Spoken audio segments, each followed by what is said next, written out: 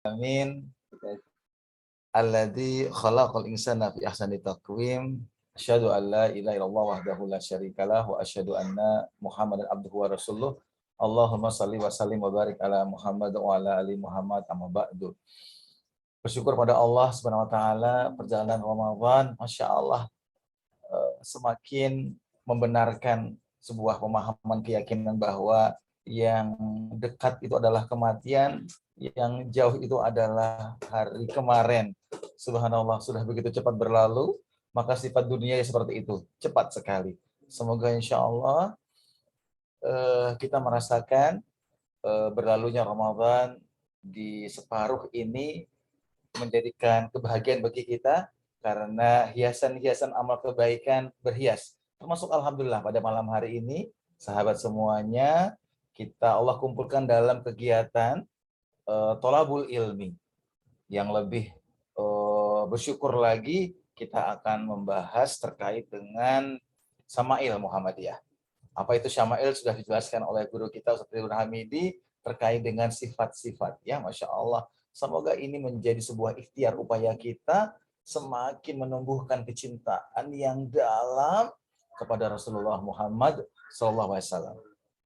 Salawat dan salam kepada beliau dan terus selalu kepada keluarga beliau, sahabat beliau, dan semoga insya Allah juga kepada seluruh pengikut-pengikutnya yang istiqomah menegakkan sunnah-sunnah beliau yang kita akan obrolkan, yang kita akan bincangkan dari sudut pandang makanan, minuman, seputar itu insya Allah.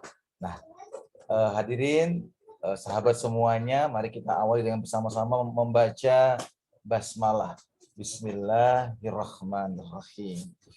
Baik, alhamdulillah guru kita udah menunggu. Alhamdulillah, syukran, jazakallah khairan katsir. Sehat Guru Unda Ustaz Ridwan Hamidi?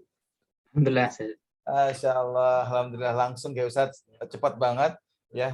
Ketemu kemarin di kegiatan kajian bersama Guru Unda, langsung gimana kalau Ramadan ini kita hadirkan kembali, bisa sirah untuk menghiasi Ramadan kita menjadi semakin baik. Baik, kemarin banyak sekali beberapa pertanyaan-pertanyaan dari edisi sebelumnya, dan Ustadz Ridwan juga menyampaikan bagaimana kerangka bahasan terkait dengan bab makanan, minuman, lalu ada lauk, ya, lalu nanti ada cara juga, dan hari ini kita akan mendengarkan dari beliau bagaimana cara makan Rasulullah.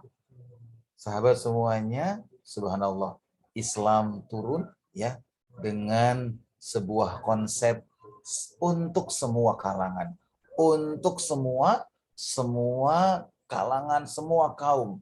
Dan kita mendengar bahwa Rasulullah mengajarkan kesederhanaan. Saat itu Persia, Romawi begitu dikagumi. Bahkan kita mendengar, kita membaca, kita melihat, kita melihat tayangan-tayangan kaisar-kaisarnya, raja-rajanya begitu bangga dengan kemewahan hidangan makanannya.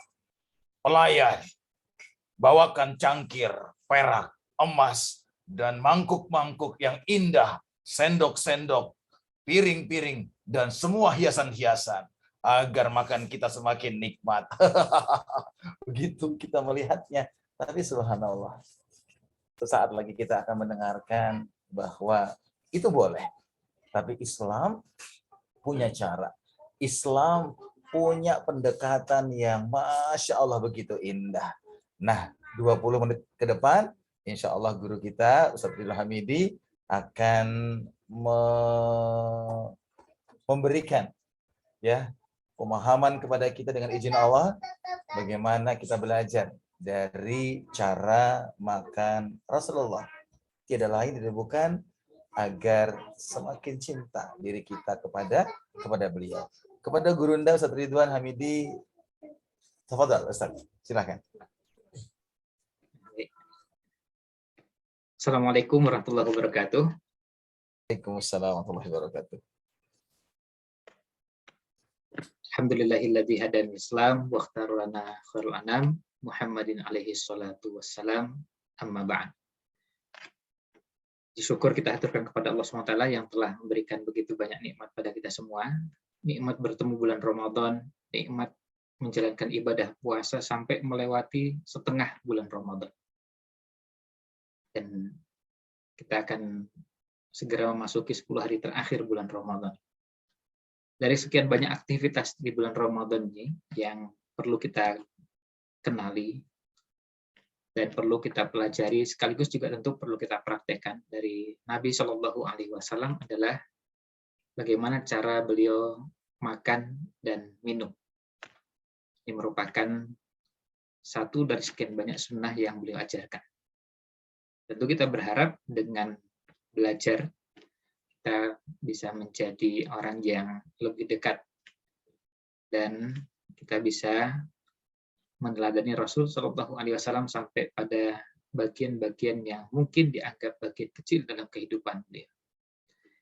Nah, pada kesempatan di malam ini, insya Allah kita akan sama-sama belajar, sama-sama mengkaji salah satu bahasan dari Syama'il Muhammadiyah yang pembahasannya, pengantarnya sudah sempat dibahas pada pertemuan sebelumnya. Dan pada kesempatan kali ini kita akan coba untuk melanjutkan. Kita akan mulai masuk lebih dalam. Dan kita akan awali pembahasannya untuk malam ini mengambil satu bab, yaitu bab ke-24 dalam Syama'il Muhammadiyah karya Imam Tirmidzi. Mohon izin saya menampilkan di hadapan Bapak Ibu sekalian, jamaah Zumiyin Zumiyat. Nah, di sini kita bisa lihat ada beberapa judul bab dan saya akan coba untuk menampilkan terlebih dahulu yang menjadi pembahasan kita ini yang mana. Nah, nomor babnya 24. Babnya tentang akluhu sallallahu alaihi wasallam. Bab tentang makannya Rasul sallallahu alaihi wasallam. Dan ini ada di halaman 71. Nah, kita bisa lihat di sini, ini dari kitab yang disusun oleh Imam Tirmidzi rahimahullah ta'ala, Babu maja'a fi sifati akli Rasulillah sallallahu alaihi wasallam. Bab tentang sifat makannya Rasul sallallahu alaihi wasallam. Atau kalau menggunakan terjemah yang lebih sederhana, bab yang menjelaskan tentang adab makannya Rasul Shallallahu Alaihi Wasallam. Bagaimana cara beliau makan.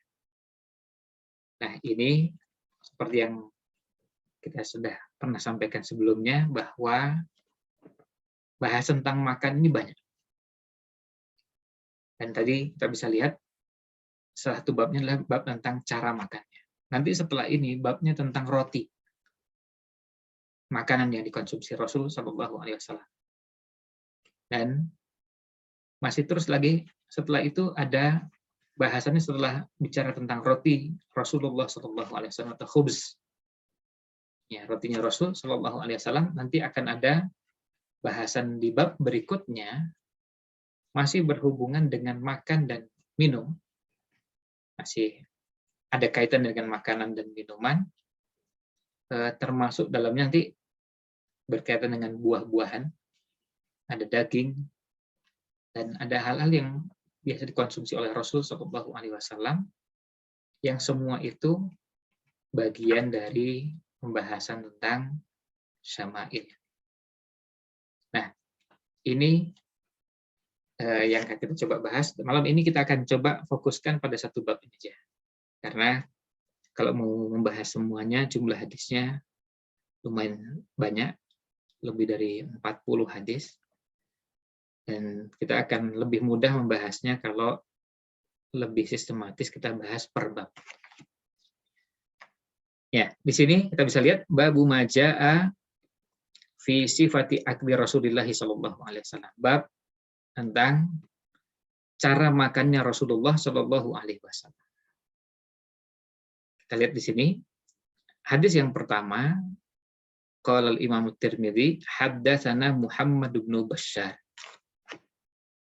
qala haddatsana Abdurrahman bin Mahdi an Sufyan an Sa'id bin Ibrahim an ibn Likab bin Malik an Abi. Jadi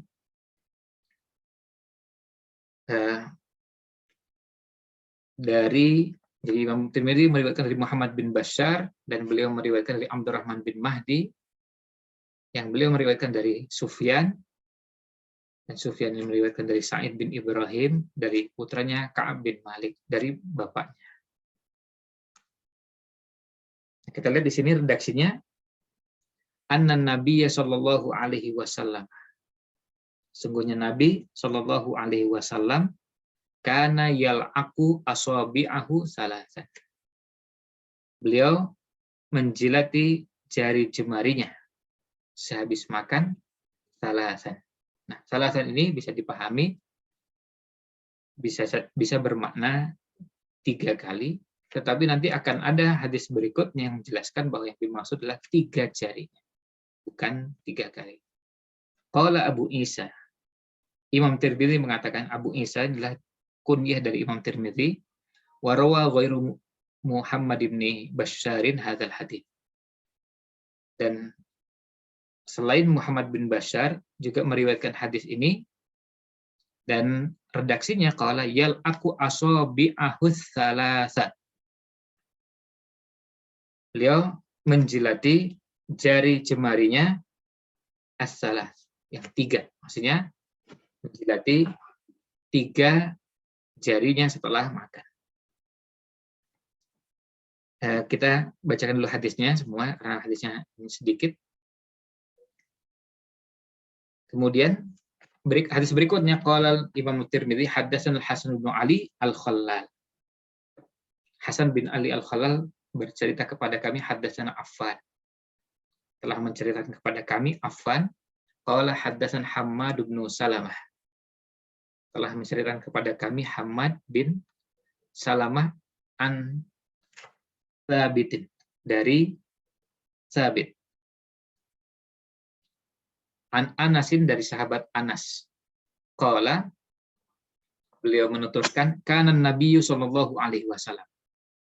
Kebiasaannya Nabi sallallahu alaihi wasallam idza akala ta'aman, kalau beliau makan makanan, la'iqa, beliau menjilat asabi'ahus salasa.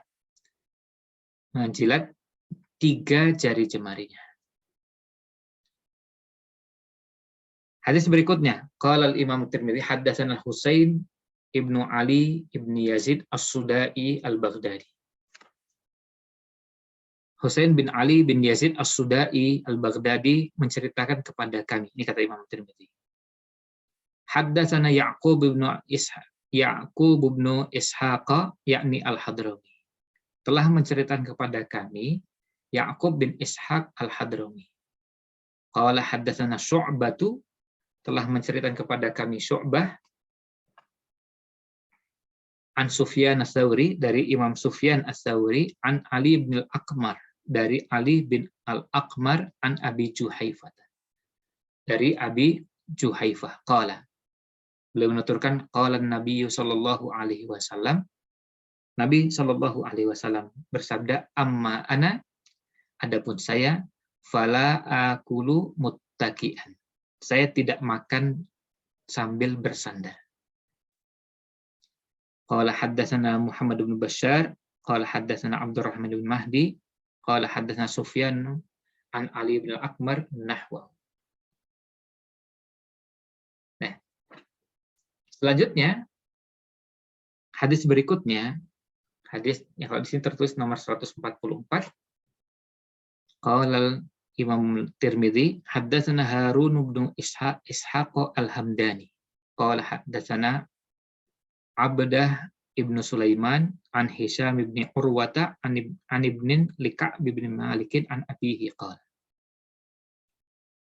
Jadi jalurnya dari Harun bin Ishaq Al-Hamdani, dari Abdah bin Sulaiman, dari Hisham bin Urwah, dari putranya Ka'ab bin Malik, dari Ka'ab bin Malik. Beliau menuturkan kana Rasulullah sallallahu alaihi wasallam ya'kulu bi asabihi salat. wa yal'aquhunna. Kebiasaan Rasul Shallallahu Alaihi Wasallam makan dengan 3 jarinya dan setelah selesai menjilati 3 jari jemari tersebut. Nah, kemudian hadis berikutnya, qala Imam At-Tirmidzi, ini hadis yang terakhir, haddatsana Ahmad bin Mani, qala haddatsana Al-Fadl bin Dukain, qala haddatsana Mus'ab bin Salim, qala sami'tu Anas bin Malikin yaqul. Jadi jalurnya dari Ahmad bin Mani,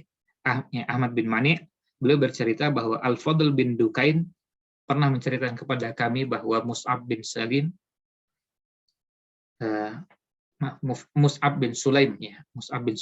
telah menceritakan kepada kami bahwa saya mendengar sahabat Anas bin Malik pernah mengatakan, nah ini penuturannya Anas, utia Rasulullah Shallallahu Alaihi Wasallam, pernah didatangkan kepada Rasul Shallallahu Alaihi Wasallam bitamrin, kurma.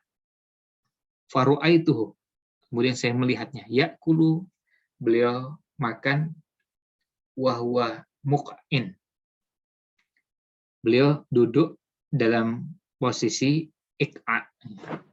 Nanti kita akan jelaskan. Minal ju'i, karena saking laparnya. Nah, itu hadis yang ada di bahasan kita ini.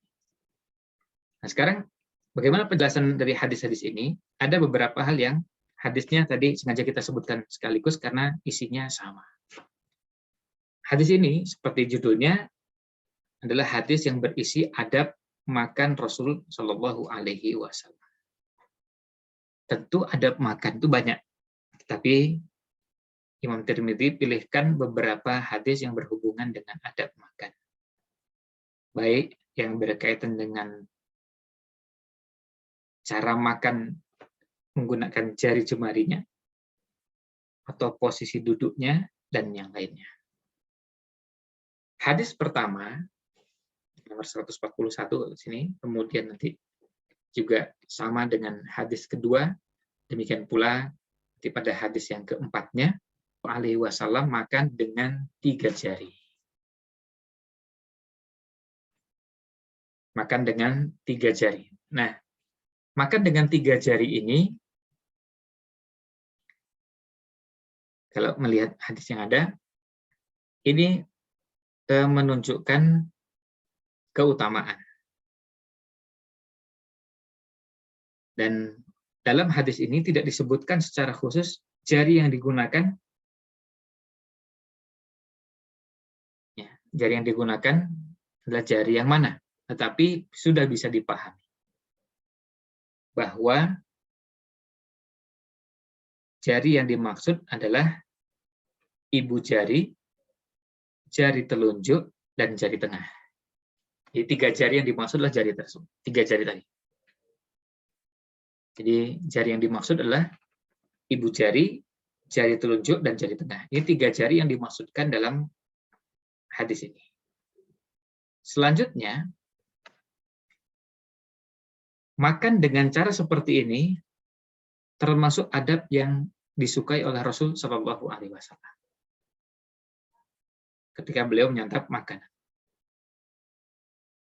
Dan adab ini di kalangan para ulama jelaskan bahwa ini dilakukan untuk yang memungkinkan dilakukan dengan 3 jari tersebut. Yang memungkinkan dengan 3 jari. Sementara untuk makanan yang tidak mungkin dengan 3 jari, maka tidak ada larangan menggunakan 4 atau 5 jari. Apalagi kalau makanan itu adalah makanan berkuah misalnya. Sehingga dalam kondisi seperti itu, tidak serta-merta harus dipaksakan dengan 3 jari. Tapi kalau masih bisa, maka itu yang dilakukan. Misalnya kalau kita sekarang makan gorengan. Biasanya kalau kita makan gorengan cukup dengan 3 jari. Tidak perlu sampai 5 jari. Artinya kalau kita pegang gorengan, entah itu pegang pisang goreng atau gorengan yang lain, itu cukup dengan 3 jari dan tidak perlu sampai 5 jari. Kita makan kerupuk, bisa cukup dengan 3 jari. Kita makan banyak makanan yang bisa kita konsumsi cukup dengan 3 jari. Termasuk kalau kita di bulan Ramadan ini, misalnya ketika sahur atau berbuka puasa dengan kurma. Nah, ini juga sama. Ini bisa dilakukan cukup dengan 3 jari. Dan silakan nanti bisa dipraktekkan, makan kurma dengan 3 jari sudah cukup. Jadi tidak perlu sampai menggunakan 5 jari. Nah, ini yang berkaitan dengan bagian pertama. Nah, kemudian dalam lanjutannya di hadis ini, kemudian disebutkan bahwa Nabi Shallallahu Alaihi Wasallam jika telah selesai makan, beliau menjilati, ngelamuti jari jemarinya yang tadi digunakan untuk makan. Dan ini dilakukan setelah benar-benar tuntas, setelah selesai makannya. Jadi setelah hidangannya selesai dikonsumsi, baru beliau menjilati jari jemarinya tadi. Jadi bukan dilakukan di tengah-tengah makan. Ini dilakukan setelah selesai, baru dilanjutkan dengan melakukan aktivitas ini. Dan ini sekaligus juga menunjukkan kepada kita bahwa yang namanya makanan, kalau kita makan, makanan yang kita makan ini kan mulai dari kalau kita menggunakan piring, piringnya bersih. Makanan yang kita konsumsi juga bersih. Tangan yang kita gunakan juga bersih. Jadi ini kan barang-barang yang asalnya bersih. Sehingga ketika kita selesai makan atau makan masih tersisa di piring, kemudian kita membersihkan remah-remah yang ada di piring. Dan ini disebutkan oleh Al-Ghazali dalam Ihya Ulumuddin, Ibnu Jauzi dalam Minhajul Qasidin, Ibnu Qudamah Al-Maqdisi dalam Mukhtasar Minhajul Qasidin, beliau sebutkan termasuk adab makan adalah ketika selesai lalu membersihkan makanan yang ada di piring atau semacamnya. Kenapa kita bersihkan? Karena ini bersih. Tadi kita mulai dari piringnya ini yang kita gunakan piring bersih. Makanan yang kita konsumsi, mau nasi, kemudian ada lauk, ada sayur, ini dan itu, semuanya barang yang bersih. Tangan kita juga bersih. Jadi ini bukan kotoran. Sampai ketika sudah campur misalnya, kalau kita makan sate pakai bumbunya, itu kan bersih semua. Sudah campur dengan tangan, campur dengan nasi, dan itu semua bersih. Jadi bukan barang kotor.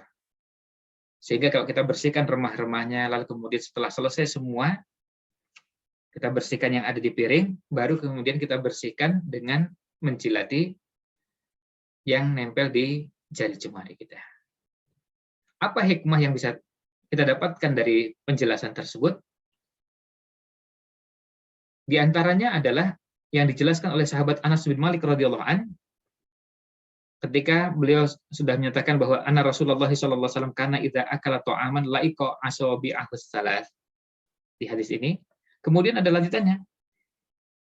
Wa qala idza saqatat luqmatu ahadikum, jika ada suapan, jadi ada makanan yang jatuh. Ada bagian makanan yang jatuh, makanan kalian yang jatuh, maka falyumit anhal adza, maka hendaklah dia membersihkan, jadi mengambil makanan tersebut dan kemudian membersihkan kotoran yang ada di makanan tersebut, wal yakulha, kemudian makan.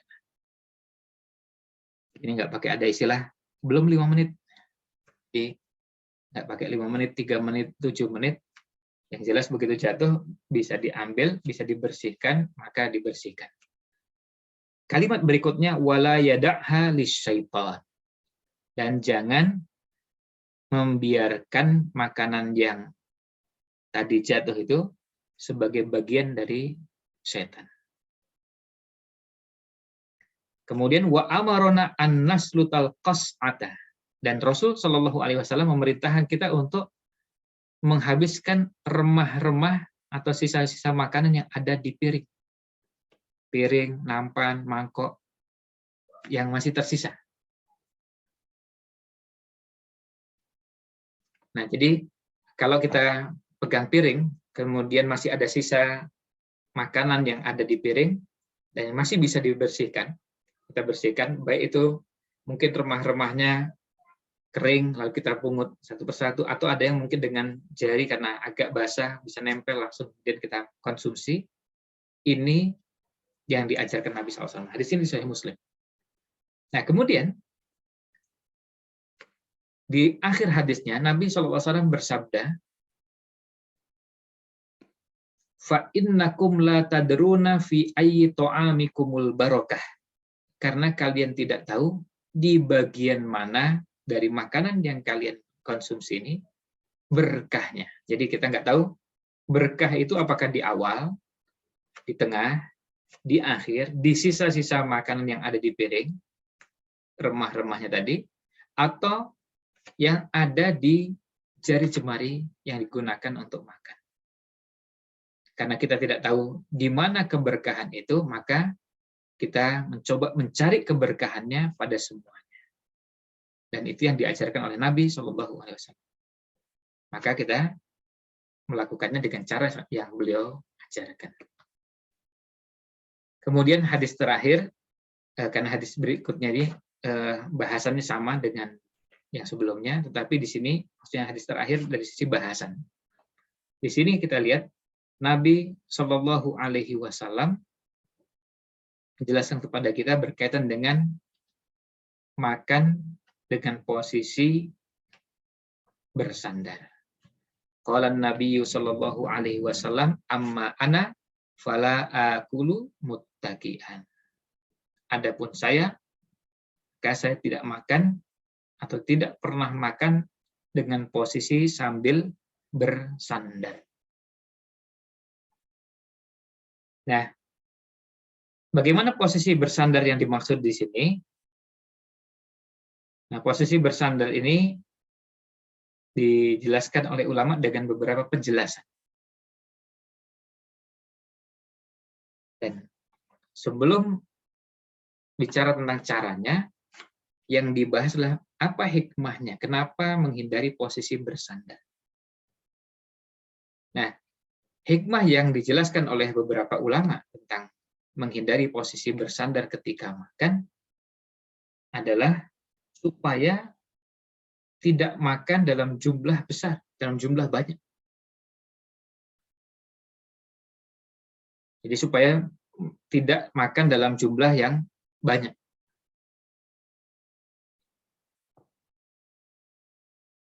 Nah, Imam Ibrahim An-Nakhai menuturkan bahwa para sahabat dan tabi'in menghindari makan dengan posisi bersandar karena mereka khawatir perut mereka jadi tambah besar. Karena kalau kita makan dengan posisi sambil bersandar ke belakang misalnya, terus kita makan, maka peluang untuk mengisi ruang di perut kita jadi lebih besar. Sehingga perutnya bisa bertambah besar. Nah, ini yang dikaitkan dengan posisi makan. Nah, bersandar ini yang dimaksud dalam hadis ini jelas maksudnya bersandar ketika makan. Dan posisinya bisa bertumpu pada salah satu bagian tubuh, bisa ke belakang, bisa juga miring ke samping. Nah, oleh karena itu Imam Ibnul Qayyim dalam Zadul Ma'ad, beliau menyebutkan posisi bersandar itu ada beberapa. Yang pertama adalah posisinya sambil tengkurap. Sambil tengkurap, perut nempel ke lantai atau nempel ke alas. Ya kalau itu bukan lantai, misalnya di kasur atau apa saja alasnya. Nah, itu yang pertama. Kemudian yang kedua, posisinya adalah dengan cara bersandar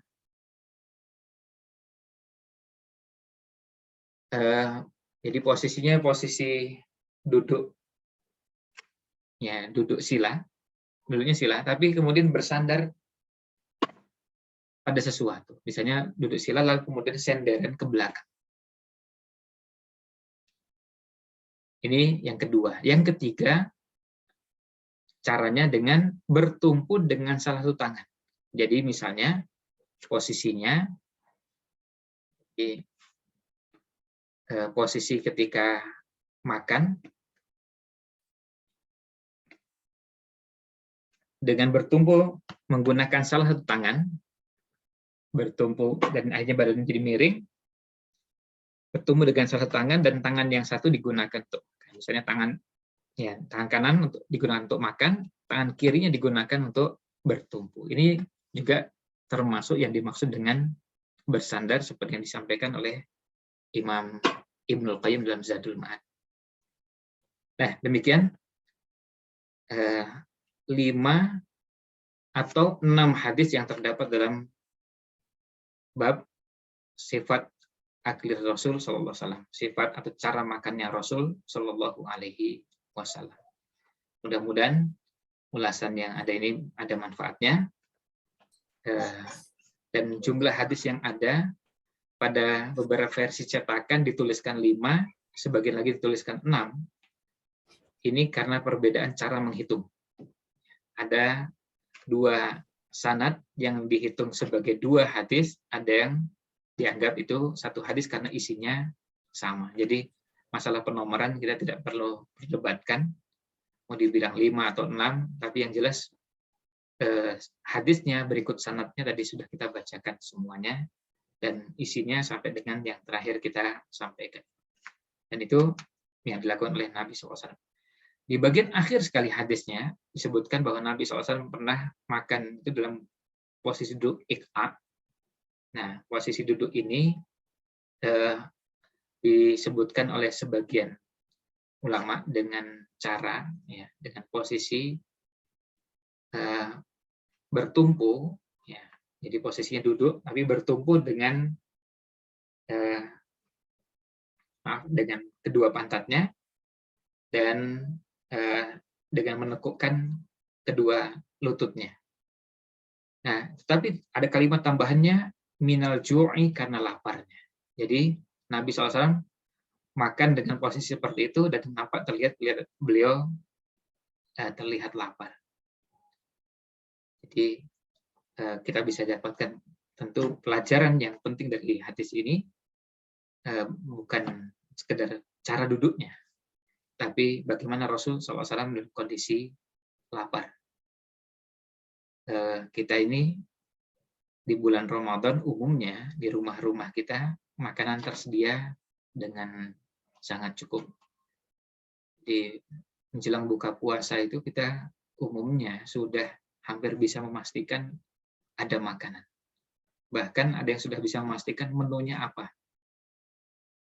Nah, jadi kalaupun terasa lapar beberapa jam, tapi sebelum maghrib itu sudah bisa membayangkan akan mengkonsumsi apa, sehingga tidak mengalami seperti yang dialami Nabi SAW dalam keadaan lapar.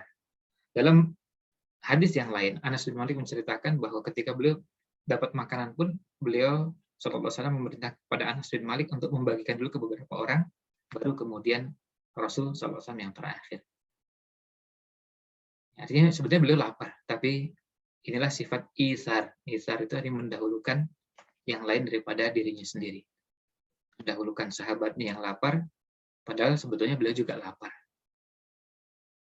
Nah, begitu yang bisa kami sampaikan. Insyaallah. kembalikan ke Arif. Alhamdulillah, jazakallah khair kepada Gurunda Ustaz Hamidi.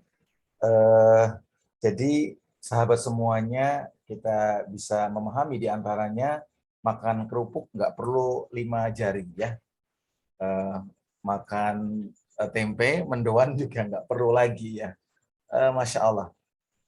Dengan niat mengikuti Rasulullah, ternyata tadi ada kalimat keberkahan ya, keberkahan. Dan ternyata tadi menjilat tadi itu bukan kotoran tapi bersih. Maka subhanallah, ternyata awal bersih sampai akhirnya pun bersih, subhanallah. Seperti semoga insya Allah kita nanti setelah mengikuti kegiatan ini di bulan Ramadan ini kita semua bersih semua, masya Allah. Nah, tadi disampaikan ada hikmah dari ulama-ulama terkait dengan kekhawatiran kita tidak berlebihan kalau bersandar seperti itu, lalu menjilati tadi bersih.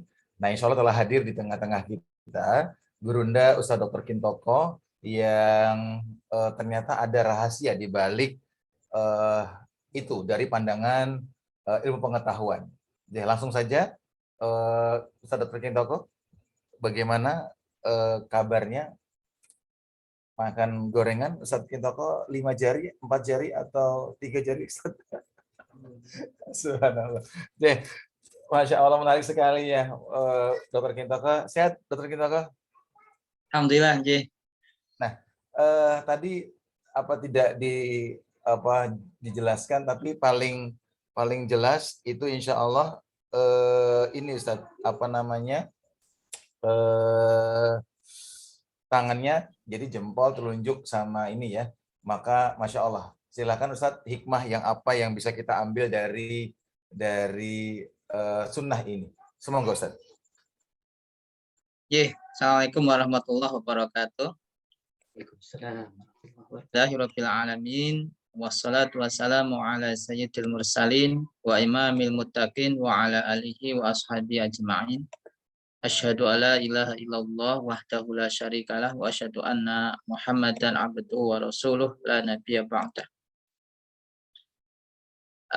Bapak Ibu yang dirahmati Allah, khususan kepada gurunda kita Ustadz Iwan. Nah, ini panggilan kesayangan di keluarganya beliau ya. Ustadz Iwan.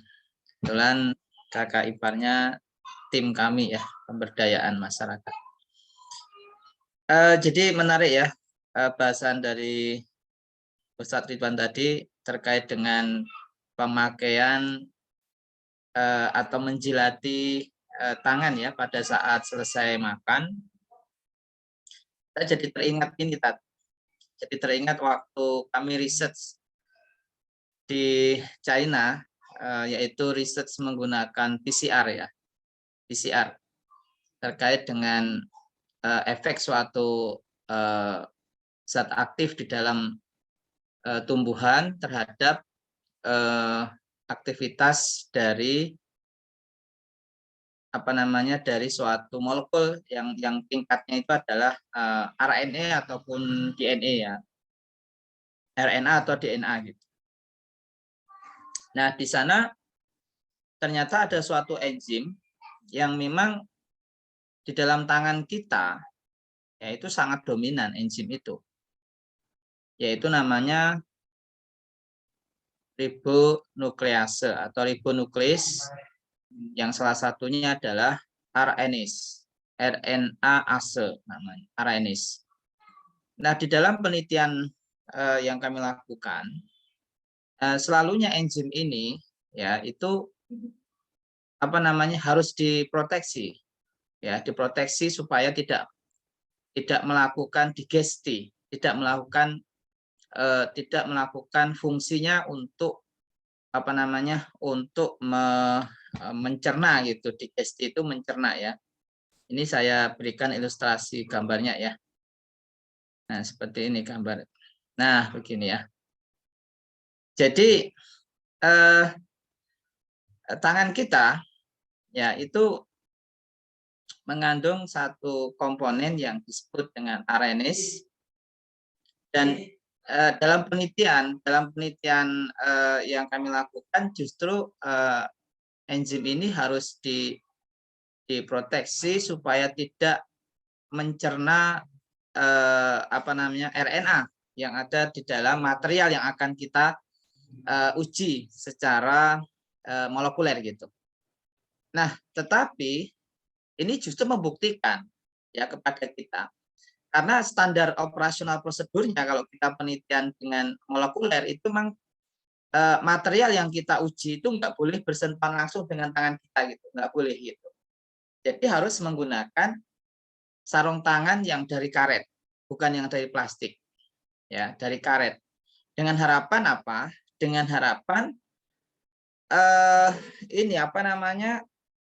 supaya si material yang akan kita teliti suatu molekul itu tidak mengalami digesti atau pencernaan ya atau penguraian gitu oleh RNA yang ada di dalam tangan kita.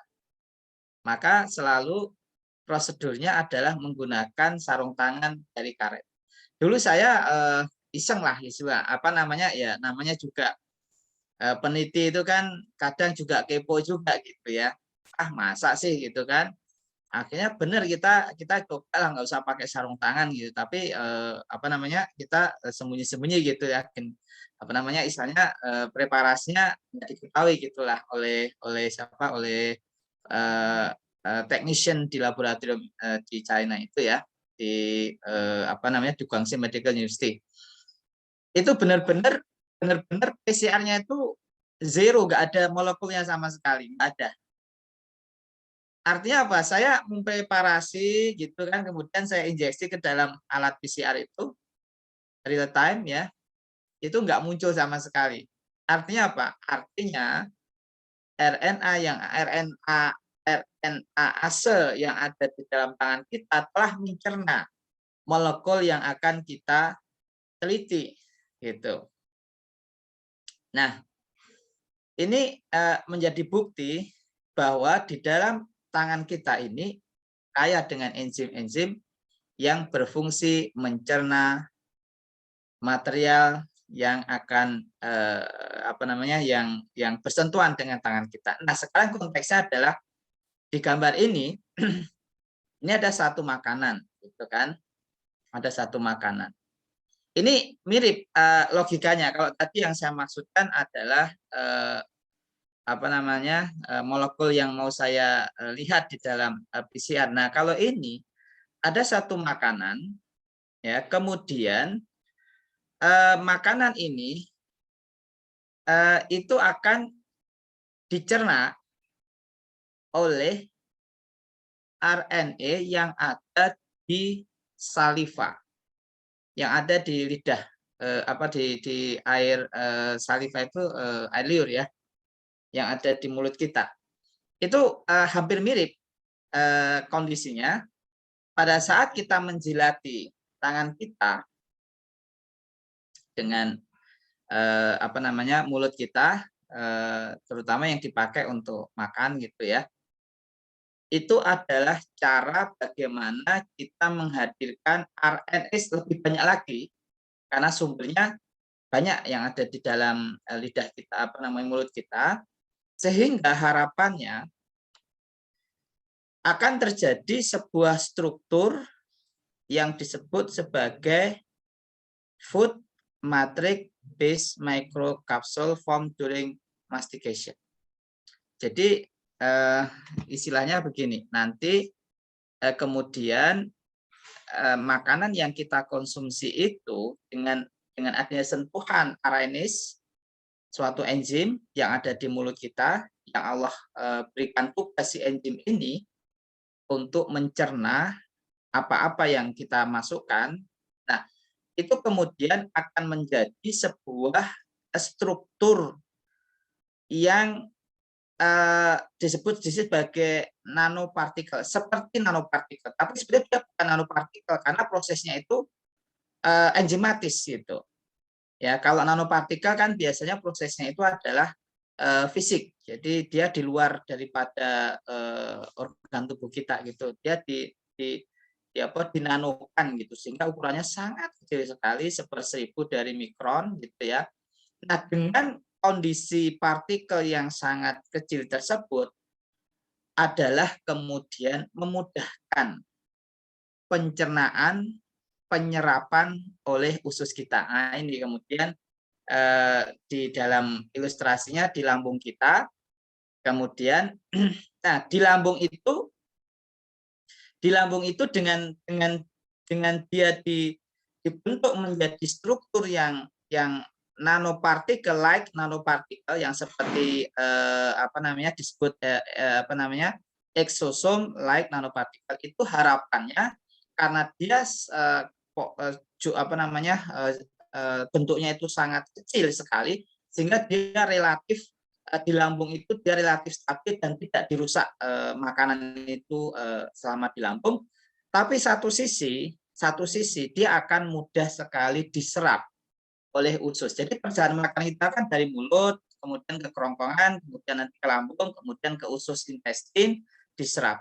Nah, kalau ukurannya itu menjadi sangat kecil ya, oleh karena RNase yang ada di dalam mulut kita itu mampu memotong-motong itu menjadi satuan-satuan yang demikian kecil, maka ini memungkinkan sekali proses absorpsi itu akan berjalan jauh lebih efektif karena partikelnya itu adalah partikel yang sangat-sangat kecil atau 1/1000 daripada mikron itu sendiri. Padahal mikron itu ukuran bakteri. Nah, ini 1/1000-nya, berarti sangat kecil sekali. Sehingga absorpsinya menjadi sangat mudah. Nah, kalau suatu nutrisi diabsorpsi dengan sangat baik karena adanya RNase yang ada di tangan kita, yang ada di air liur kita pada saat kita menjilati, itu akan sangat memudahkan penyerapan nutrisi itu dan akibatnya tubuh kita akan tercukupi nutrisi dengan sangat baik. Yang pertama. Lalu yang kedua berkaitan dengan posisi kita makan. Saya setuju yang disampaikan oleh Gurunda Ustadz Ridwan tadi ya, bahwa posisi itu menentukan prestasi. Misalnya seperti itu ya. Itu kalau kita nyontek dulu katanya begitu. Ya. Jadi posisi menentukan prestasi. Kata guru saya suruh mengambil posisi 45 derajat kanan dan kiri gitu. Itu pandangannya jadi lebih luas gitu. Nanti lirik kanan, lirik kiri gitu. Itu kalau kita waktu sekolah dan itu cara yang tidak dibenarkan ya. Ini jangan ditiru gitu. Tetapi saya ingin menyampaikan bahwa dalam konteks yang disampaikan oleh Ustaz Ridwan tadi, dengan posisi kita bersandar itu ternyata menyebabkan ya kan kalau kita lihat usus kita itu kan gini ya, naik kemudian datar turun gitu kan, nanti susun lagi begitu terus gitu ya. Jadi kalau itu misalkan ya usus kita itu dikeluarkan kemudian ditarik gitu ya, itu bisa panjangnya bisa 11 meter. Panjangnya 11 meter itu usus kita itu. Ya. Jadi panjang banget itu, tapi kenapa ringkas di dalam perut kita ya? Kenapa ringkas? Ya karena disusun oleh Allah dengan posisi atas, mendatar, turun. Nanti atas lagi, mendatar, terus. Itu. Nah, pada saat perut itu pada saat kita makan dalam posisi sandar, ya, itu mengalami proses istilahnya itu pemanjangan atau enlarge ya gitu ya, sehingga seolah-olah dia daya tampungnya menjadi lebih banyak gitu. Kalau misalkan posisinya itu tidak bersandar, katakanlah makanya masuk itu hanya katakanlah ya setengah piring gitu ya. Begitu kita bersandar gitu, karena posisi tadi usus kita itu mengalami pelebaran tadi, itu bisa misalkan kemudian 5 piring itu bisa masuk misalkan gitu ya. Nah, oleh karena itu tadi alasannya sangat logis supaya tidak banyak makan. Kalau dilihat dari hadis-hadis yang lain, terutama dikaitkan makanan dengan proses banyaknya makan dengan kemalasan itu juga banyak gitu. Jadi orang yang banyak makan itu rata-rata malas gitu, ngantuk gitu ya, belajar itu ngantuk gitu. Kenapa? Karena pembuluh darah kita itu disentralkan di perut gitu ya. untuk mencerna makanan. Jadi hari-hari karena dia suka banyak makan itu pembuluh darah itu dialirkan, difokuskan hanya di perut untuk ngurusi mencerna terus. Jadi yang larut ke otak itu menjadi sedikit. Makanya orang yang banyak makan itu rata-rata kalau belajar ya males gitu, pengennya tidur terus gitu.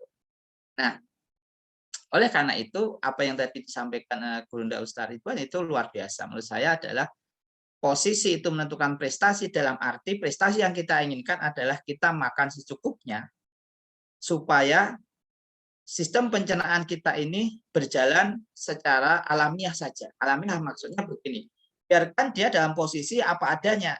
Ukurannya segitu, ya segitu. Jangan mengalami enlargement atau pelebaran yang akhirnya memungkinkan daya tampungnya menjadi lebih banyak. Akhirnya dia merasa tidak cukup kalau makan hanya sedikit, karena posisinya itu adalah sandar gitu ya. Kemudian yang terjadi nanti pembuluh darah itu disentralkan hanya untuk urusan mencerna di perut kita, ya, dan kemudian yang mengalir ke otak kita sangat sedikit. Akhirnya kita adalah orang yang lebih suka tidur. Artinya otak kita ini kurang dalam aliran darah, dia kecerdasannya juga akan terpengaruh. Itu dulu pesan kiai saya begitu. Kalau ingin belajar, pintar, jangan banyak makan, tapi puasalah. Itu sangat logis ya dilihat dari sisi ini. Yang kedua, apa dampak orang yang tadi disebutkan beliau adalah supaya tidak terjadi proses yang namanya obesity atau kegemukan. Ya, obesity atau kegemukan itu salah satu sekarang disebut sebagai the global endemic, bukan pandemik ya, endemic. Jadi the global endemic itu artinya itu sudah terjadi secara endemik ya di kawasan wilayah tertentu, terutama bahwa distribusi makanan itu tidak seimbang antara negara-negara Amerika misalkan dengan negara-negara Afrika, di mana Afrika itu jomplang ke kiri, artinya dia kekurangan pangan, tapi di Amerika misalkan itu jomplang banget gitu, artinya di sana itu banyak orang obesitas gitu lah. Maka nanti jenis penyakitnya, serangan-serangan penyakitnya seperti jantung, stroke gitu kalau di Amerika gitu ya. Kalau di Afrika busung lapar misalkan seperti itu. Karena ketidakseimbangan. Nah, saya akan mencermatinya di aspek bahwa obesitas itu menjadi pemicu dari penyakit-penyakit yang kita sebut sebagai penyakit tidak menular gitu. Jadi cara sederhananya untuk melihat obesitas itu gampang. Yang pertama dengan cara menghitung indeks massa tubuh, yaitu berat badan dibagi dengan tinggi badan dalam satuan meter. Kalau misalkan 150 cm berarti 1,5 meter, itu dikuadratkan. Nah, kalau hasilnya itu nanti adalah lebih dari 25, dia sudah overweight, dia sudah kelebihan berat badan.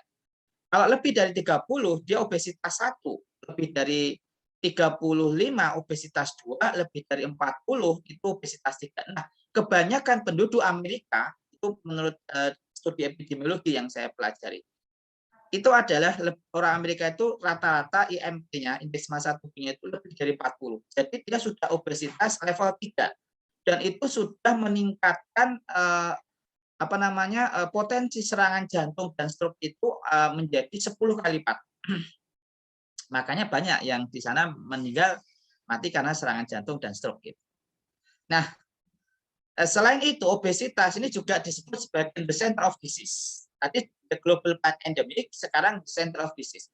Jadi hampir semua penyakit itu kalau dirunut ya, ditarik gitu ya, nanti ujung-ujungnya obesitas gitu. Diabetes nanti ujungnya obesitas. Kanker tarik obesitas juga. Nanti penyakit Alzheimer misalkan itu juga obesitas. Kemudian kalau perempuan itu nanti osteoartritis ya, nyeri sendi, obesitas juga. Kemudian asam urat, obesitas. Jadi banyak sekali kalau ditarik terus itu sumbunya itu ada di obesitas. Nah, oleh karena itu mari kita mungkin menyimak apa yang dipaparkan oleh beliau Gurunda Ustadz Ridwan tadi ya, bahwa posisi menentukan prestasi dalam konteks adalah bahwa supaya kita makan secukupnya dengan menempatkan posisi struktur sistem pencernaan kita itu bekerja secara alamiah gitu. Artinya ya seperti yang biasanya kita dapatkan asupan makanan yang dikatakan cukuplah seorang anak Adam itu makanan yang yang cukup untuk menopang tegaknya tubuh itu, istilah seperti itu. Jadi tidak banyak gitu ya, tidak berlebih-lebihan gitu. Itu yang harus menjadi pemahaman dari posisi makan ternyata adalah upaya kita supaya tidak terjadi yang namanya overload ya di dalam sistem pencernaan kita. Sekali lagi kalau overload maka pembuluh darah itu hanya terkonsentrasi di perut, akibatnya yang lari ke otak itu sedikit, akibatnya kita kurang cerdas gitu ya, kurang cerdas dalam belajar itu apa ya istilahnya, daya ingatnya itu kurang kuat gitulah, apa namanya ya, karena otak itu kurang aliran darah gitu, karena darahnya itu terkonsentrasi hanya di perut gitu, lagi-lagi untuk urusan mencerna terus gitu ya. Dan yang berikutnya adalah obesitas itu adalah the global pandemic dan the global endemic, dan yang terakhir adalah obesity ini adalah the center of disease. Saya kira demikian Ustaz Arif. Assalamualaikum warahmatullahi wabarakatuh. Masya Allah. Alhamdulillah. Subhanallah. Ternyata kesempurnaan Islam itu bisa kita pahami, bisa kita lihat dari sudut pandang ya. Tadi iseng-isengnya Dr. Kintoko yang melepas sarung tangan, maka alat PCR-nya subhanallah ya. Wah, ternyata berani juga ya ada mahasiswa yang iseng seperti itu ya. Alhamdulillah. Masya Allah, sahabat semuanya, malam-malam kayak gini, wah, asik sekali kalau kita mengobrolin soal makan seperti itu ya. Maka kita belajar ternyata potret dari Ramadan kita bisa kita tengok nih dari bahasan kita seperti itu ya. Tujuan dari Ramadan adalah kesederhanaan, bagaimana kita merasakan, turut berempati, mengembalikan kesadaran bagaimana faedah dari kesederhanaan itu. Dan subhanallah, tadi kita banyak belajar dari sudut pandang ilmu pengetahuan, ternyata menjilati, bersandar, lalu tadi ada kondisi data ya. Saya malah bersyukur Ustadz Gurunda Dr. Kintoko tadi banyak menyampaikan tentang negara Amerika ya. Saya tadi khawatir kalau tadi menyebut nama Indonesia seperti itu. Alhamdulillah. Bersyukur sekali Indonesia masih jauh seperti itu. Tapi tadi ada busung lapar juga ya seperti itu. Tapi itu di Afrika bukan di Indonesia ya. Yang ada di kita busung apa ini? Baik, alhamdulillah, masya Allah, luar biasa sekali tema kita pada malam hari ini dari hadis yang luar biasa. Berarti kalau seperti itu 12 hari ke depan, Gurunda Ustadz Ridwan Hamidi, kita boleh dong ya memahaminya seperti ini. Wah, subhanallah, berkah sunnah nih, 3 jari tadi dengan memahami sederhana tadi itu berarti kita bisa merancang menu yang bisa nempel di 3 jari kita ini berarti ya. Nah, maka 12 hari ini boleh nggak sih Gurunda apa namanya kita hindari, kita sedikitkan kuah, ya nggak juga ya. Tapi subhanallah tadi kita belajar tidak harus ya seperti itu. Maka kalau kuah pun juga ya udah disesuaikan ya, masa 3 jari juga. Maka alhamdulillah, masya Allah, mari ajak keluarga-keluarga kita, anak-anak kita ya dalam hidangan, dalam proses makan ya, ini dengan hadis-hadis yang kita pahamin tadi ya. Baik, silakan bagi para sahabat yang hadir di malam hari ini ya, masya Allah, bagi yang ingin mempertajam, ingin bertanya, silahkan bisa disampaikan, bisa langsung raise hand di menu Zoom, dan juga bisa dituliskan di menu chat. Silakan. Saya doakan yang bertanya, semoga insya Allah Ramadannya penuh keberkahan. Yang nggak bertanya juga ya juga beda seperti itu. Baik, silakan bagi sahabat bila ada yang mempertajam, pembahasan kita bagaimana cara makan Rasulullah dari hadis dalam kitab Syama'il Muhammadiyah yang kita bahas baru malam hari ini beberapa hadis ya, seperti itu. Silakan. Ini Masya Allah ada dari Kendal ya, Ustadz Farid ya, Ustadz Farid Husnul Mujib, Masya Allah dari Kendal ini malam-malam ke Yogyakarta, subhanallah gitu. Lalu ada yang juga dari Buminya Allah yang lain ya. Baik, silakan mungkin dari yang lain ada yang ingin disampaikan.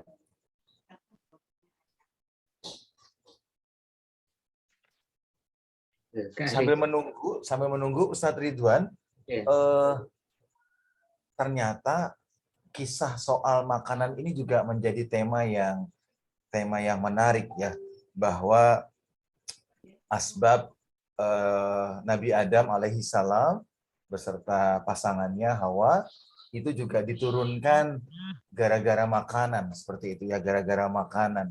Maka subhanallah, menahan belajar ilmu adab terkait dengan makan ini juga ternyata menjadi cara untuk menyelamatkan diri ya, menyelamatkan diri. Maka Masya Allah, sambil menunggu ada tambahan dari Gurunda berdua terkait dengan pembahasan kita pada malam ini, sambil menunggu sahabat-sahabat kita yang bertanya. Silakan, mungkin Gurunda Ustadz Ridwan Hamidi dulu, silakan. Yang 3 jari tadi ya, Ari bisa juga kalau makan pakai sendok, megang sendoknya 3 jari juga. Iya betul juga, Masya Allah. Itu berarti udah termasuk sunnah ya Ustadz ya? Iya. Megangnya 3 jari. Kan megang sendok tuh nggak perlu 5 jari gitu ya. Malah kalau 5 jari malah. Ya, tapi tentunya beda ya Ustadz kalau menjilati sendok sama menjilati tangan gitu ya, beda banget. Ya. Masya Allah. Wah, jadi ngomong soal piring bersih tadi itu jadi ingat kisah juga ya Ustadz ya. Jadi Masya Allah, ilustrasi bagaimana nanti kita di akhirat itu seperti kayak kita kalau habis sahur, maka piring-piring yang kotor tadi itu nggak mungkin ditaruh di tempat piring ya sebelum dicuci ya Ustadz ya. Maka dicuci dulu, bersih dulu, maka Masya Allah. Nih kita trio ini ada kisah, ada ilmu pengetahuan, ada hadis, Masya Allah ya. Baik, silakan bagi sahabat yang lain untuk bisa mempersiapkan, ada yang dipertajam dari topik kita pada malam hari ini. Ustadz Farid, bisa sharing Ustadz? Di SDIT di Kendal, ini anak-anaknya makan kerupuk 3 jari atau 5 jari Ustadz?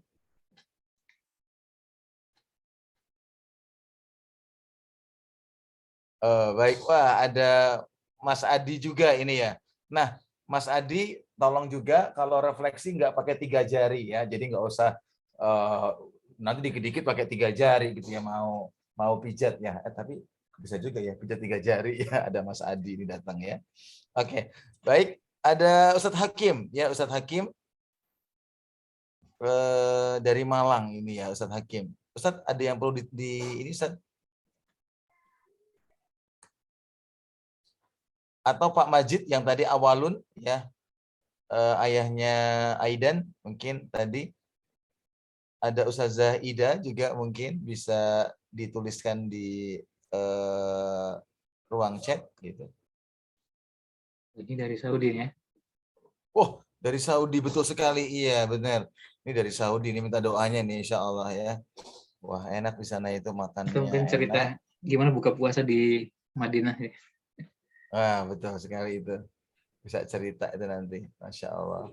Ya, tapi benar ya Ustadz, jadi di sana itu ternyata mendahulukan jamaah, mendahulukan teman, itu saya lihat ya potret itu saat iftar buka bersama bareng itu, Masya Allah ya.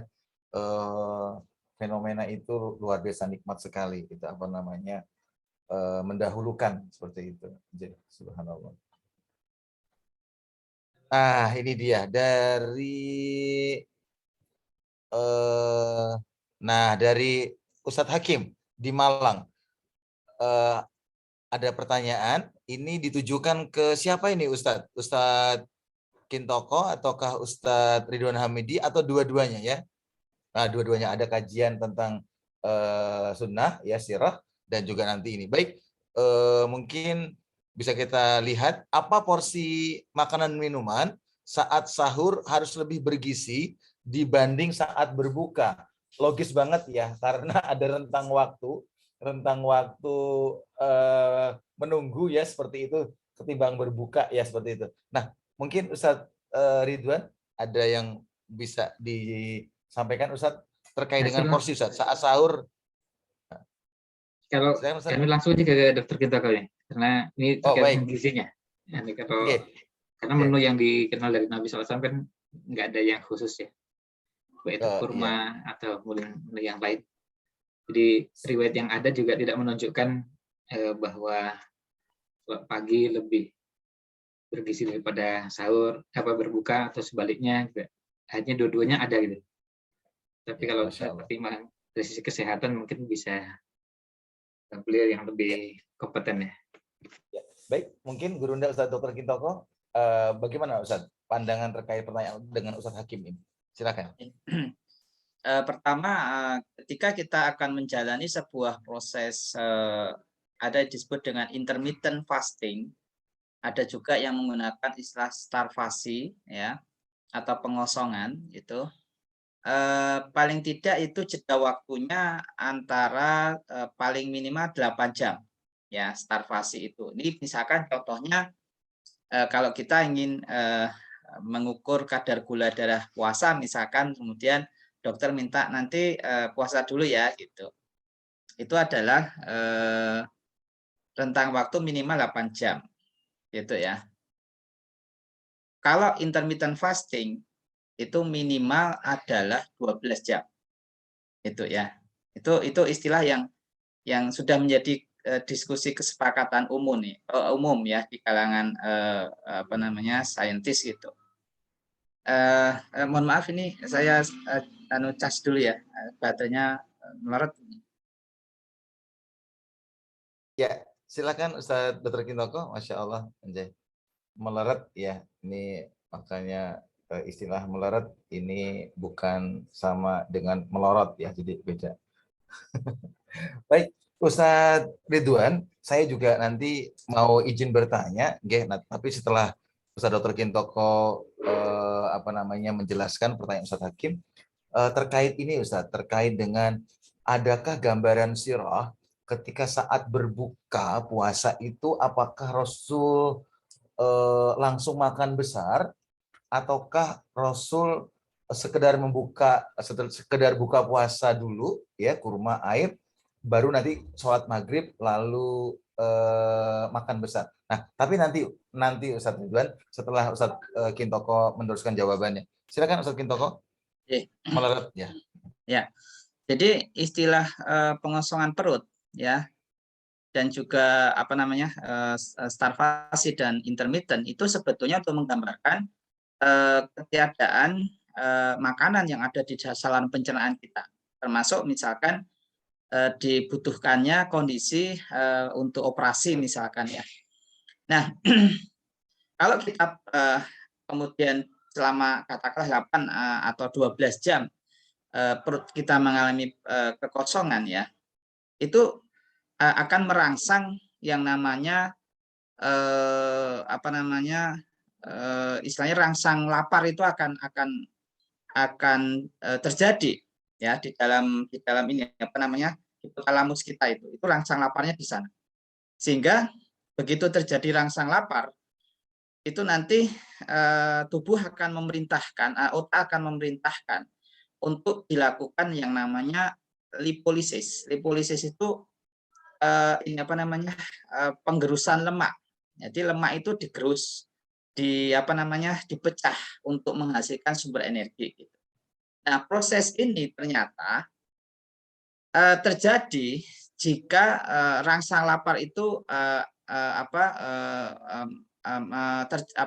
terasa di dalam tubuh kita. Nah, rangsang lapar itu pada prinsipnya adalah turunnya kadar gula dalam darah kita. Itu intinya itu. Nah, bagaimana supaya itu tidak kalau kita puasa kan mesti merasakan lapar gitu ya, lapar, dahaga gitu, ngelak, ngeluh, ngelih istilahnya gitu. Nah sekarang ada cara supaya kadar gula darah puasa kita itu tidak cepat turun gitu ya, yaitu memperlambat proses transit makanan yang ada di perut kita. Itu ya. Nah, proses perlambatan transit makanan yang ada di perut kita itu bisa diperlambat kalau perut kita itu cukup kadar seratnya. Itu. Nah, ini kan berarti sudah mulai mengarah nih. Bagaimana pola sahurnya, itu kan. Nah, Rasulullah mencontohkan dengan kurma. Nah, ini kajiannya menarik. Kalau kita lihat sahur dengan kurma, itu unsur seratnya terpenuhi gitu. Unsur serat itu ada serat yang disebut sebagai soluble fiber. Ya, serat yang larut air itu. Nah, serat yang larut air inilah yang kemudian menyebabkan perlambatan transit makanan yang ada di saluran pencernaan kita. Akibatnya apa? Kita tidak mudah merasa lapar atau perut itu terasa kenyang gitu, terasa masih tidak kosong ya istilahnya starvasi tadi. Karena kalau terjadi starvasi benar-benar kosong, itu nanti yang terjadi hipotalamus kita itu akan memerintahkan untuk terjadi rasa lapar itu, kemudian baru diperintahkan terjadinya penggerusan terhadap lemak gitu. Nah, oleh karena itu kalau melihat teori ini, maka makanan yang sesuai adalah makanan untuk sahur. Pertama didekatkan kepada waktu subuhnya atau azannya, dan yang kedua adalah dipenuhi dengan kondisi makanan yang menyebabkan transit makanan itu berjalan dengan lambat, dan itu hanya bisa terjadi jika asupan yang kita makan itu cukup kandungan serat larut air. Nah, ini sudah ketemu ya polanya. Lalu bagaimana pola berbukanya? Pola berbuka adalah mempercepat, dan kemudian adalah makanan-makanan yang pertama diasup adalah yang manis. Dan Rasul juga mencontohkan dari kurma. Kurma juga kandungan glukosanya atau yang manis-manis itu juga ada, sehingga kandungan yang manis ini adalah lebih cepat untuk diserap sehingga menjadi energi. Makanya kalau dalam teori pelangsingan ya, bukan pelarisan loh ya, jangan sampai kepleset ini ya, pelangsingan gitu. Itu jangan sampai makan gula gitu kan. Yaitu ketofastosis namanya. Ketofastosis itu maksudnya jangan mengkonsumsi sesuatu yang basisnya adalah gula. Kenapa? Karena gula itu mudah dicerna atau cepat dicerna. Nah, kalau orang pengen cepat kurus ya, kalau Ustadz Ari gitu ya, mohon maaf ya, supaya cepat kurus itu, maka Ustadz Ari itu jangan dikasih nasi gitu, jangan dikasih yang manis-manis gitu. Ya. Biarkan tubuh itu yang tidak mudah dicerna itu apa? Protein. Maka keliru ya kalau kita berbuka kok langsung ayam paha 2 pegang, wet itu keliru. Kenapa? Karena protein itu lama dicerna, gitu. Padahal kita tetap membutuhkan untuk segera dipulihkan tenaga itu yang seharian selama 12, mungkin di daerah yang dekat kutub itu bisa sampai 20 jam ya. Kemarin saya lihat di YouTube itu yang daerah-daerah mendekati Rusia, mendekati kutub itu sampai 20 jam gitu. Saya di Cina itu 17-18 jam gitu. Jadi Indonesia ya 12, 13, 14 gitu ya. Begitu kita kosong langsung butuh kembalikan energi itu adalah pakai gula-gula yang manis-manis, dan itu sudah dicontohkan Rasulullah dengan berbuka yang manis-manis. Kata Ustadz Ari di depan istrinya berbukanya, katanya begitu. Nggih. Syukran, nggih. Begitu Ustadz Hakim ya. Jadi ada serat yang tadi ada jeda waktu dan proses tadi ya, Masya Allah. Istilah-istilah kita jadi paham, jadi pinter nih. Maka dekat sama orang pinter jadi pinter. Maka Masya Allah. Maka ikutin kajian Bisa Sirah ini terus ya, Insya Allah. Baik, mohon izin tadi Ustadz Ridwan, kita nanti izin sampai 22.00. Bismillah. Seperti itu. Saya tadi bertanya Ustadz Siroh, apakah Rasulullah itu langsung makan berat, ataukah tadi seperti yang barusan Ustadz Dr. Kintoko sampaikan? Mohon Ustadz bisa disampaikan. Kalau lihat hadis yang ada, Nabi SAW berbuka dengan rutab atau dengan tamer atau dengan air. Ya, rutab, tamer atau air. Nah itu sudah jelas menunjukkan bahwa beliau tidak berbukanya dengan, kalau di kita sekarang ada nasi pakai ayam, daging, sayur dan yang lainnya, tapi yang kurma tadi, dan itu beliau lakukan begitu azan berkumandang, itu yang dikonsumsi. Nah, tidak dengan, kalau itu dianggap makan berat, ya nggak dengan makanan-makanan beratnya, jadi dengan makanan yang ringan. Ya. Begitu Kak Ari.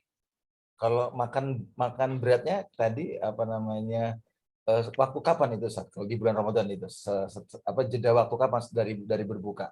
Apakah setelah tarawih, apa setelah isya? Mungkin tadi. Kalau ajalnya ke sirah memang nggak ada keterangan setelah maghribnya apa gitu. Yang secara khususnya. Meskipun kalau lihat penjelasan sebagian ulama membenarkan atau membolehkan itu dilakukan ya setelah maghrib itu, jadi setelah sholat maghrib kemudian konsumsinya, dan katanya salah satu hikmahnya, dan nanti mungkin Dr. Kintoko bisa lebih luas menjelaskan bahwa ya salah satu hikmahnya biar jarak antara makannya tadi dengan waktu istirahat ya ada waktu yang cukup ya. Karena kan berat kalau pulang sholat tarawih baru makan dan makannya berat lagi, kemudian setelah itu tidur. Tapi kalau ba'da maghrib makan, itu pun makannya tadi dengan prinsip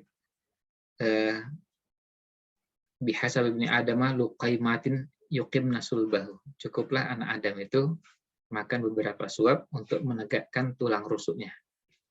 Dan kemudian dibagi 3. Sepertiga untuk makanan, sepertiga untuk minuman, dan sepertiga lagi untuk bernafas. Nah itu insya Allah, kalaupun nanti ada istilahnya makan besar atau makan berat ya bisa di waktu tersebut, tapi tidak dipahami makan besar itu menunya besar, ya. Makan berat itu menunya yang berat-berat. Iya, iya, Masya Allah, Gitu. Alhamdulillah. Lalu itu Ustaz, ya, itu kalau di budaya Melayu itu makanan berat itu memang saubur ampe itu komplit itu. Saya pernah dijamu di Malaysia itu, waduh, makanannya luar biasa gitu. Saya bilang, saya tanya ini apa seperti ini? Ya kami sudah biasa seperti ini. Maka di sana obesitas itu tinggi, 200.000 perempuan Melayu itu mengalami obesitas itu. Karena pola makannya saubur ampe ini komplit gitu. Nah, saya jadi teringat Ustaz Dr. Kintoko, ini keluhan dari sebagian emak-emak ya, sebagian umahat seperti itu.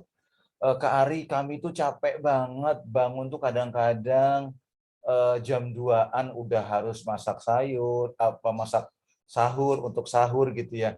Selesai tarawih jam 8, lalu ngaji tilawah gitu. Nah, kami ngantuk banget setelah subuh itu.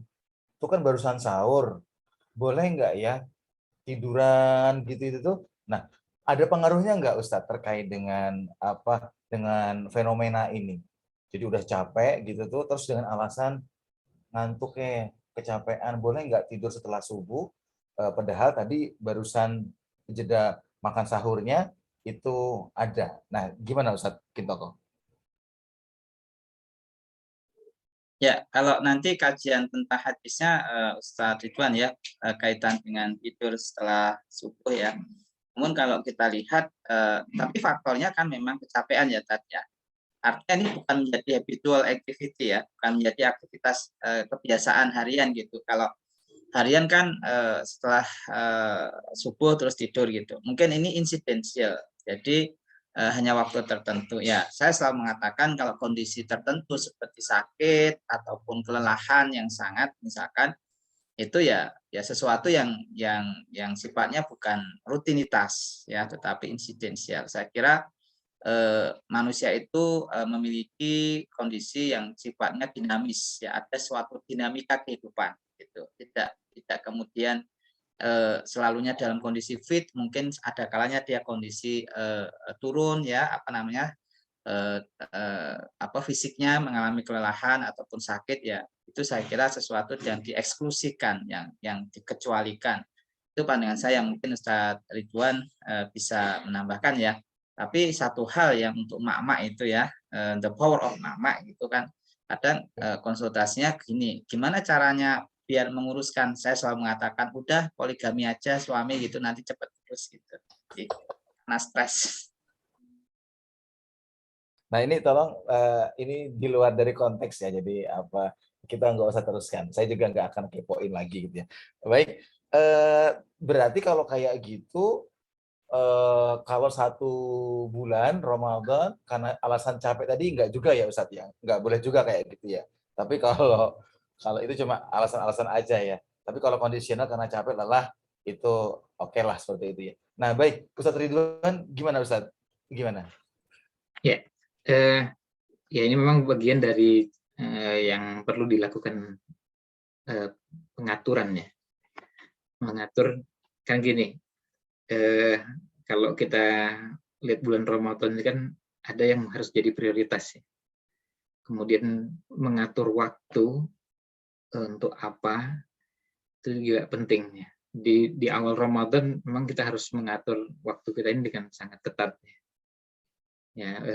Masa apalagi itu sebagai bentuk khidmat ya istri kepada suami, kemudian untuk anak-anak ini juga tentu kita semua sepakat itu sebagai amal soleh. Tapi perlu diatur gimana caranya, kalau perlu mungkin disepakati biar menunya yang sederhana prosesnya. Jadi masaknya nggak perlu terlalu lama sehingga bangunnya nggak perlu sampai tadi bangun jam 2 gitu ya. Kira-kira yang bisa bangun jam 3 gitu atau 3:4 yang proses masaknya nggak terlalu lama gitu, sehingga ba'da subuh nggak terlalu lelah karena proses masak tadi. Memang kalau yang mau dimakan banyak ya jadinya panjang dan lama gitu. Ya kita semua tahu kalau makannya mungkin cuma 10-15 menit selesai, tapi masaknya bisa lebih dari 1 jam ya. Kalau yang mau dimakan banyak. Tapi kalau disederhanakan, nah ini. Nah prinsip sederhana ini juga penting untuk kita miliki dalam ibadah di bulan Ramadan. Karena al-iqtisad ya, istilahnya sederhana dalam makan, sederhana dalam minum, termasuk di Ramadan ini penting. Apalagi kita ini berhadapan dengan ibadah-ibadah yang harus jadi prioritas. Makan itu betul, jadi kebutuhan, tapi jangan sampai makan itu jadi menguras tenaga, kemudian pikiran, biaya, dan lainnya. Sampai akhirnya waktu yang begitu besar keutamaannya, waktu ba'da subuh sampai terbit matahari, untuk zikir pagi itu terlewatkan dengan tidur. Kan sayang sekali. Ya, sementara kalau kita lihat bagaimana para sahabat dulu betul-betul bekerja keras berusaha untuk gimana caranya di waktu tersebut menuntaskan zikir paginya sampai terbit matahari. Dan kalau kita mau belajar melatih melawan rasa ngantuk, kalau ini pengalaman ya, salah satu caranya adalah latihan nggak tidur antara subuh sampai terbit matahari. Nah itu kalau kuat berjuang di situ, menahan rasa kantuk, biasanya lebih kuat untuk menahan rasa kantuk di bagian yang lain. Tips ini perlu Ya ini tips ya. Iya, Masya Allah. Gitu ya, Ya, Alhamdulillah, Masya Allah. Berarti juga Ramadan itu syahrul tarbiyah ya, Ustadz Ridwan ya. Jadi ya. Ternyata diskusi, kompromi, dialog bagaimana menentukan menu yang sederhana tadi itu untuk optimalisasi ibadah itu juga bagian dari hiasan warna-warni bulan tarbiyah gitu ya. Masya Allah indah sekali. Masya Allah.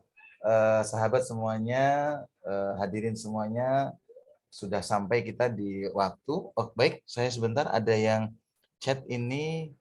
Nah, mohon izin Ustadz Ridwan dan Ustadz Dr. Kintoko. Ada yang, Ustazah Ida. Ustazah Ida bertanya, berdua, buat saya bukan karena suka kurma, tapi sahur dan berbuka, terutama sahur, kok cukup dengan kurma ya? Faktor gizinya dari kurma. Nah, mungkin ini Ustadz Dr. Kintoko. Apa saja Ustadz Dr. Kintoko kandungan gizi dari kurma? Apakah perlu dijawab 1 semester atau ke 1 menit ke depan atau berapa? Silakan, mungkin biar Ustazah Ida semakin mantap makan 3 jari dan kurma ya. Saat berbuka nih, beliau sedang menunggu waktu berbuka. Setelah itu nanti Ustadz Ridwan. Silakan Ustadz.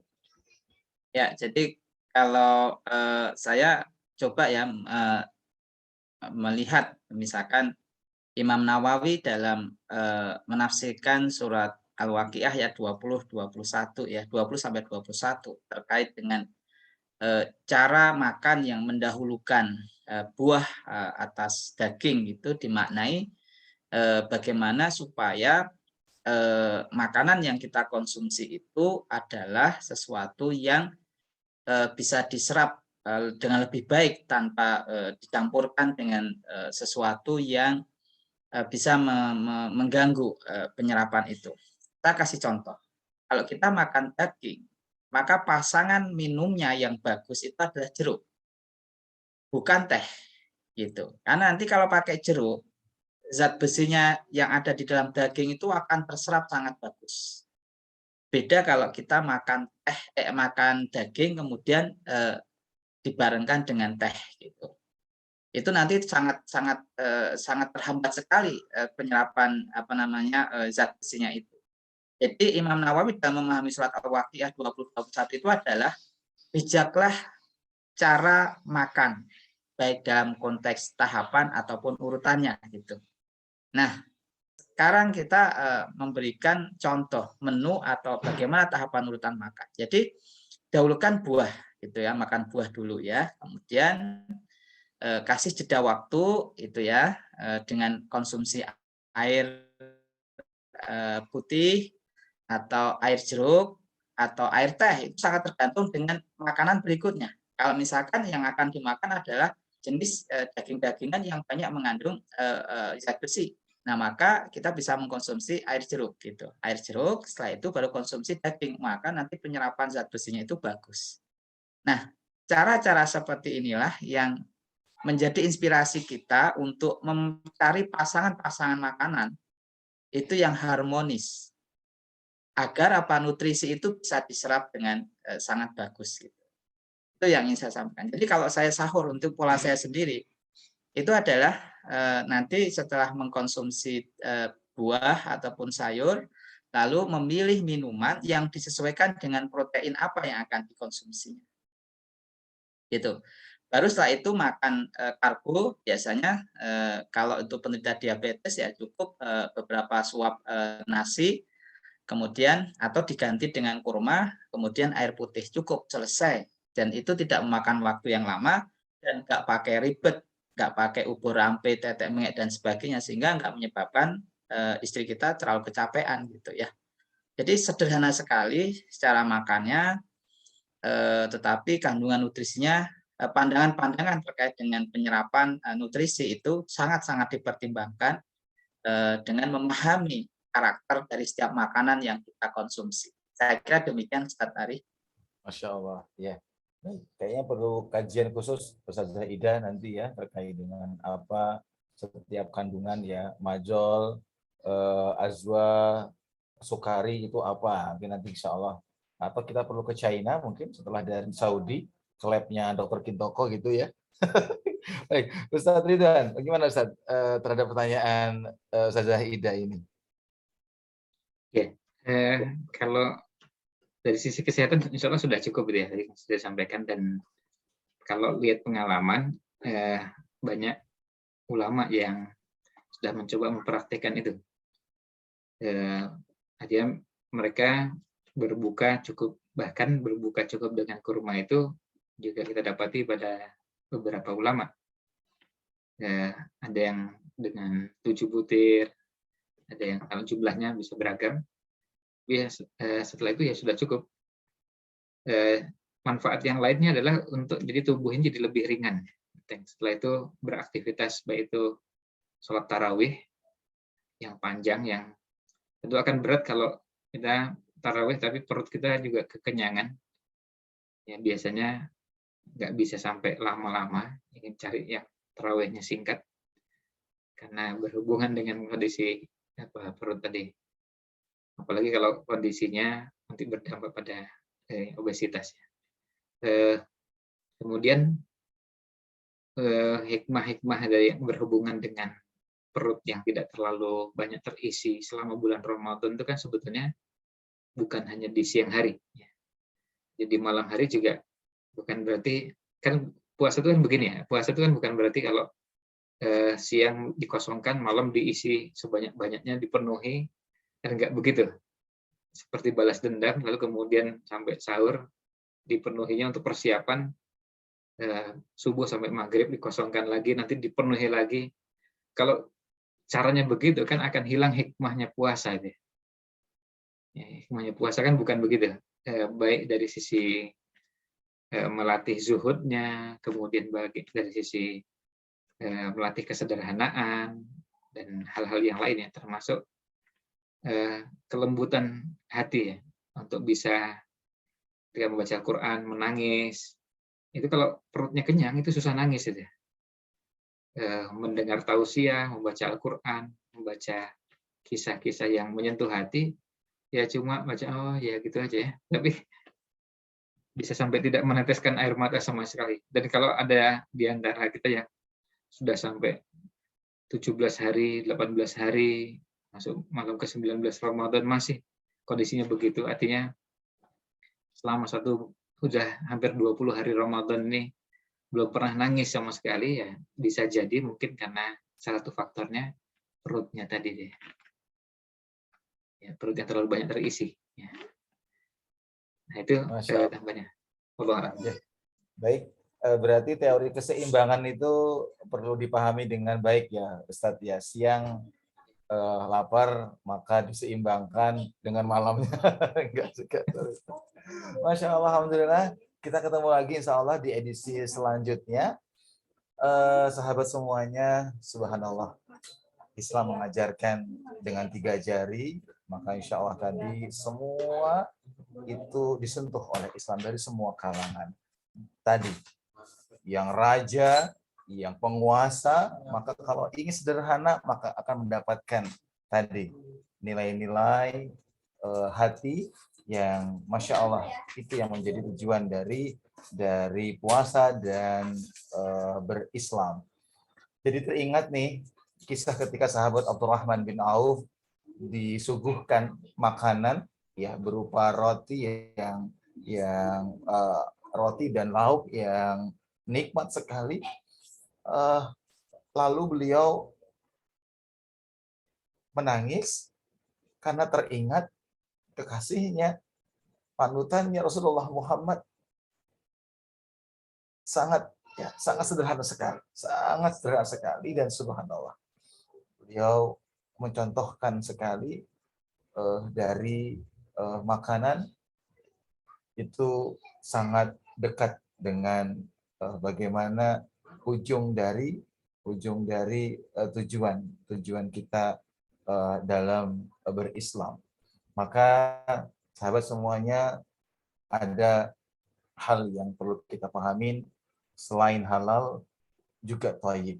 Nah ini yang insya Allah kajian-kajian kita di Bisa Syarah ini akan kita terus kembangkan. Silahkan memberikan masukan kepada kami untuk nanti bisa kita optimalkan. Silahkan juga bagi para sahabat yang hadir untuk menyampaikan kajian ini, dan juga mungkin kalau ada beberapa pertanyaan bisa nanti menghubungin kami ya di official kami, di saya seperti itu, untuk nanti bisa menjadi bahan pelajaran kita semuanya. Baik, alhamdulillah, jazakumullah khairan katsir. Alhamdulillah, Ustadz Gurunda Ustaz Ridwan Hamidi, Ustaz Dr. Kintoko, jazakumullah khairan katsir atas waktu, ilmu, dan subhanallah, semoga Allah kurniakan keberkahan, kebaikan, dan balasan yang terbaik kagem Gurunda berdua. Kepada para sahabat yang menghadiri, mari kita akhiri dengan bersama-sama bersyukur kepada Allah dengan membaca tahmid. Alhamdulillahirabbil alamin. Mohon maaf bila ada hal yang kurang berkenan. Mari kita akhiri bersama-sama dengan membaca doa kafaratul majelis. Subhanakallahumma wa bihamdika asyhadu an la ilaha illa anta astaghfiruka wa atubu ilaik. Mohon maaf, sampai ketemu lagi insyaallah di edisi selanjutnya. Kita masih sama di Bisa Sirah ya, membahas ulas tuntas kitab Syama'il Muhammadiyah. Terima kasih, jazakumullah khairan katsir. Assalamualaikum warahmatullahi wabarakatuh. Waalaikumsalam warahmatullahi